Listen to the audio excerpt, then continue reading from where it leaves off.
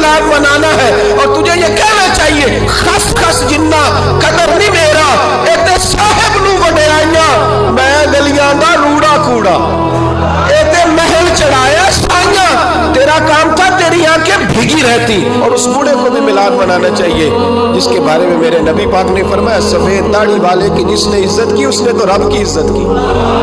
उसने तो रब की इज्जत की मेरे भाई। उस मजदूर को भी मिलाद मनाना चाहिए जिसके बारे में नबी पाक ने फरमाया जो अपने हाथों पे छाले डाल के मजदूरी करता है मैंने तो उसे रब करीम का दोस्त बना दिया है। और उस तबके को मिलाद मनाना चाहिए जिसे मेरे रसूल ने इज्जत अता फरमाई। उस बहन को भी मिलाद मनाना चाहिए जिसके बारे में नबी पाक ने फरमाया अगर किसी का बाप चला जाए और उसके हिस्से में बहनें आ जाए, 4 बहनें 3 बहनें या 2 बहनें ब्याह के जो आया तुम पे से, मेरे महबूब ने फरमाया मेरी उंगलियां जुड़ी हुई है ना